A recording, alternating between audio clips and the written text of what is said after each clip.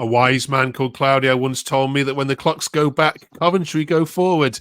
I didn't believe him, but I'm starting to. Are Coventry back to their best is our main question we're asking this week on Where Sky Blues Walk. We're also, of course, talking about Thomas and that goal and who starts against Sunderland. Welcome to Where Sky Blues Walk.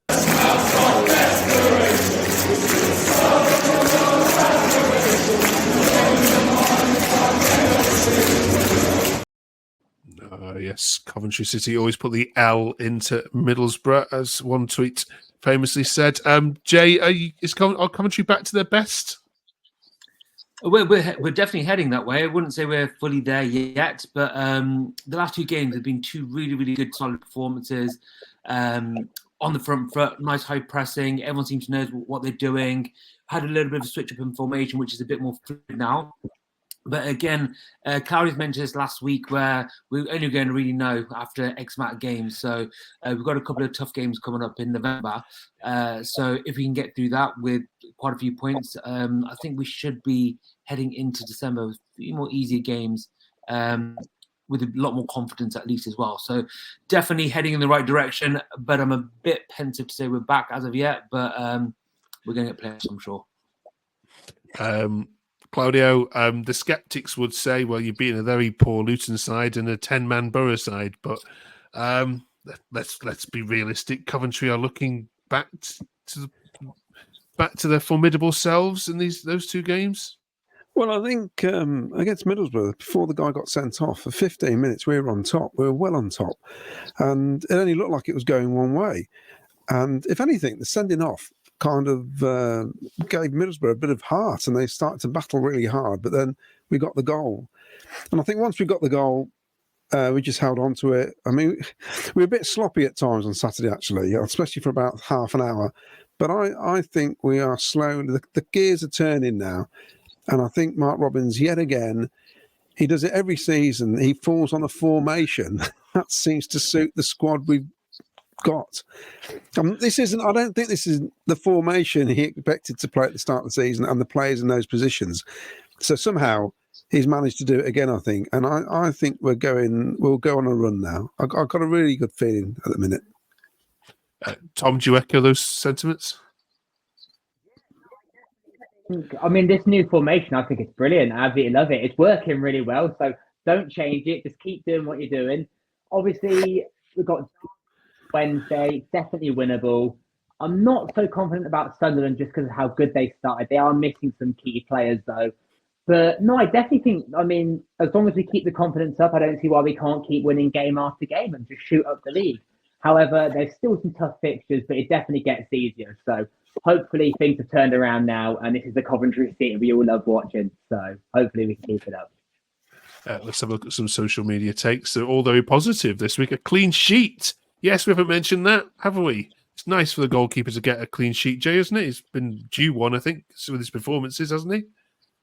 Yeah, definitely. He's been a bit unlucky in his games. I think he made a mistake, I would say, against QPR for their goal, straight at him, and he sort of dove out of the way. But apart from that, all the other goals he's conceded, very little chance to sort of save them, really. His distribution, I thought, was very good at the weekend. He did, apart from one slight error, he gave the ball to one of their attackers. But yeah, I think a clean sheet is definitely the icing on the cake from the weekend. And I think we were quite dominant for most of the game, apart from after half time, where Borough had their tails up a bit. But yeah, a clean sheet was massively icing on the cake and well deserved, I thought. Especially for the keepers, was nice for a young lad to get his first clean sheet. Yeah, Steve says, I love this. Steve's a typical season. We give everyone a 10-game head start, then go flying past them in the home street. And Sky Blue Loyster says, Mark Members, this is a pivotal win. Now we kick start to the season. Only 6 points out of the playoffs, Claudio, aren't we? Yeah, it's a strange league, isn't it? I mean, 2 games ago, I was thinking this is going to be a really tough season. I mean, it still will be. But we've got a game this week, midweek, where we've got to look to get 3 points. We're playing a side who haven't won away from home. I can't believe I just said that. That's always dangerous, isn't it? And then, of course, the weekend up at Sunderland. And we've got a good record against Sunderland in recent years. So, Yeah, they're not looking forward to players. So we've got a real good chance to pick up at least 4 points in the next 2 matches. Absolutely. We're going to mention Sunderland in a second, but we'll do it now. Tom, we all know about your history with Preston and the hoodoo that you have there, but you've got your own hoodoos over teams, haven't you? Middlesbrough in particular is one, and Sunderland is the other. They haven't beaten you since, I think, something crazy like 2009, something like that. This is a Sunderland side sitting top of the league, though, unbeaten, of course, at home. Few players out. Do you take the draw now? Definitely take the draw on Saturday. I know they're missing Bellingham because of the red card. Apparently, Chris Rigg might not be playing, and I think Simon Moore might be in goal as well, one of our ex-players. So hopefully he'll be generous towards us and let in a few goals, hopefully. But no, I always like Simon Moore, so I wish him the best, but I do want to see him picking the ball out the net a few times on Saturday. But no, it's going to be a really, really tough game, don't get me wrong. They are flying, and their atmosphere does carry them every game. But then so does our away atmosphere. So I'm confident we can hopefully get a draw there, but we need to win on Wednesday. Wednesday is really crucial, but Saturday's also massive. Yeah, so we are recording this, of course, before that Derby game. Let's have a look how November pans out, given we are now in the 4th month of this crazy championship season. Derby then, as we've mentioned, Sunderland to come, then a break. And Jay, does the break come at a bad time for Coventry if you're definitely getting your mojo sorted out? Depends how the week goes, really, I guess. If we, again, Derby don't travel well, they're doing better than I expected they were doing this season. They're one table at the moment. I think they're one place behind us currently. So they're doing quite well. It will be a tough game, but a home game against Derby, you would expect to get 3 points on the board. Sunderland away, 1 minute I'm like, I'll take the draw, but on the other hand, they've got a couple of players missing, got a good record against them. If we take 4 points from those 2 games, I think there'll be a good, positive, really positive atmosphere around the club, which would be great going into that international break. It's always, I don't like it having that break in between because then obviously it could disrupt things. But if there's a positive vibe around it, then I don't really see it as a massive hindrance. And then obviously we're going to 3 tough games at the back of November as well. So if this week goes well, if we get 4+ points this week, then I think the international break won't be that big of an issue for us going in. So yeah, I'm positive. I'm quite excited for this week. I'm very positive. Yeah, some big tests, aren't there? After we come back after the international break, Claudio, you've got the Callum O'Hare derby, Sheffield United, and then a trip to Burnley. So we're going to find out, aren't we, about where Coventry are going to lie? I think, but at the end of this month, more than so at the start. Yeah, I think so. I mean, look at Sunderland to come. I mean, their season's been based on the 3 lads in midfield. Well, 2 of them are missing on Saturday, from what I gather.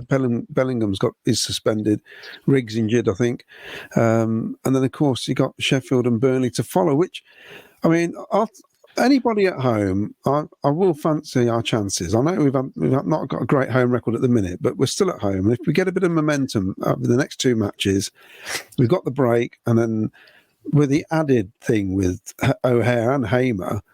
You know, the crowd are going to be up for this, and that could really play in our hands. The Burnley match, well, you never know Burnley. They're so boring under what's his name, Scott Parker. Scott Parker, yes. And you never know what you're going to get with Burnley, do you? So they'll be passing for passing's sake. So, and then Cardiff at home, we've got to beat Cardiff at home. We do need to improve our home form, and if we get that right, it'd be lovely, wouldn't it? 3 wins out of 3 in the next home matches, and it's happy days. But we've got a squad where I think they're now coming. They're getting fitter. She's coming back. He's come back from his injury. Torp was injured at the start of the season. Even Hadji Wright was struggling at the start of the season. These are all players who are getting fitter and better, and I think we're going to have a decent season now. I saw a stat today actually. If we win against Derby on Wednesday, it'll be our best start for a season for 3 seasons. Amazing. So there you go. So that's including the season that we got to the playoff final. So yeah. Let's just briefly talk about Thomas, if we can, Tom. who got his fine goal, of course, at the weekend. We haven't really mentioned him that much on this channel so far this year. Is he one of those players that just always puts in a solid 8 out of 10 performance and goes unnoticed? Quite a lot, because I think he's brilliant. I mean, he's solid. So obviously we talk about players that we think need improving, but Thomas is never in it, because I think he's always said he was magnificent at the weekend, scored a header, deadly header he does. I think he nearly scored against, I think it was Preston as well, right in the last minute. He can always get you a goal when he needs to, and he's about him, really. I mean, you look at like Kitchen, he needs a lot of improvement, but Thomas is coming in the squad and he's solid every time. Okay. We lost a little bit of the audio there, but I think we got the impression of what you're saying, that he's pretty good. All right, let's pick this squad. Let's pick this side for Sunderland, then, shall we? Jay, this is the starting 11 against at the weekend. We don't know, obviously, what's happened midweek in terms of injuries and suspensions, but what needs changing, if anything, here for you against Ulster Stadium Light? Very little, to be honest with you.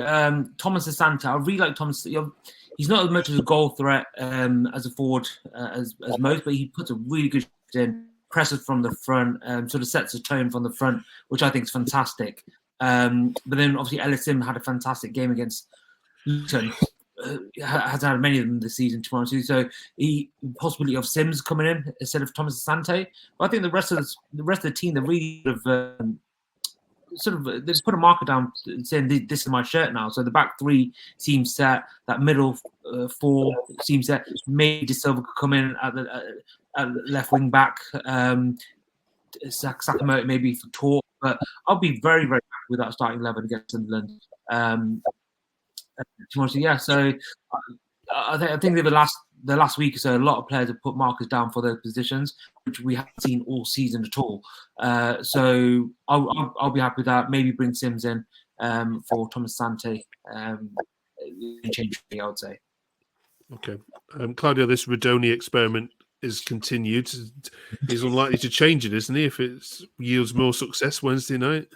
Yeah, it's a problem though, isn't it? Because he could bring in De Silva, but it's if he wants to rest anybody else. I mean, twice we've played the same team and the starting 11, and both times we've come a cropper. So it'd be interesting to see what he does midweek.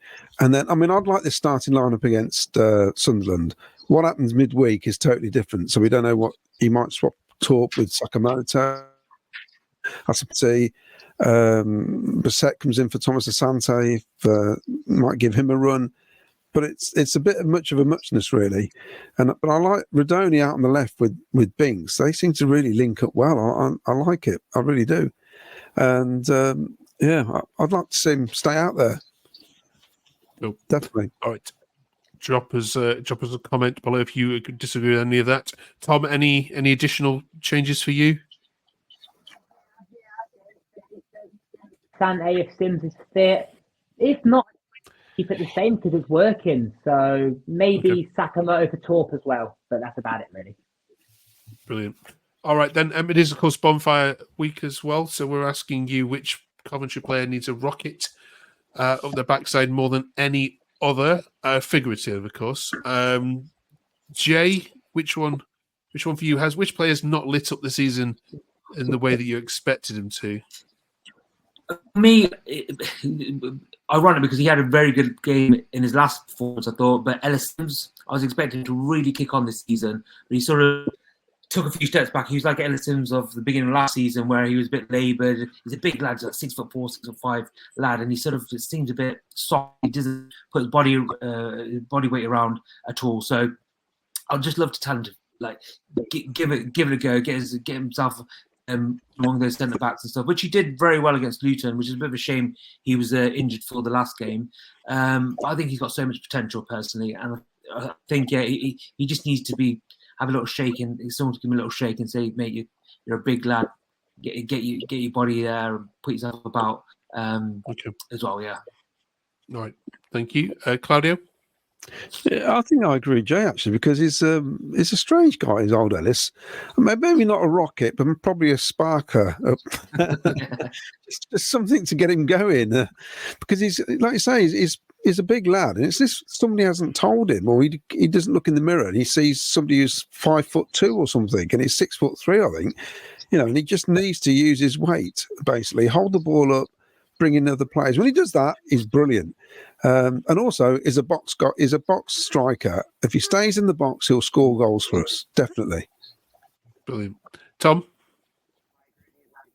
Listens as well. I thought he was really good in the Luton game, but every game before that, I thought he was quite poor. And obviously, last season he's settling in. As Jay mentioned, I really thought he was going to get going this season and score pretty much most games, and we haven't seen it. So I wouldn't say. I definitely think if he starts on Wednesday, he could get a goal. But yeah, I'm going to go with Sims. Okay, 3 out of 3, brilliant. Can you better that? Drop us a comment below if you can. Thank you very much, you three. And say enjoy your double header this week. We'll catch you on the other side of it all to see how it's all gone. And of course, next week we'll be heading into the next international break as well and asking the question whether you think this current championship is a poorer league than previous. We'll get your views on that. Thank you very much, Jay. Thank you, Tom. Thank you, Claudia. And thank you very much for watching. We'll see you next week.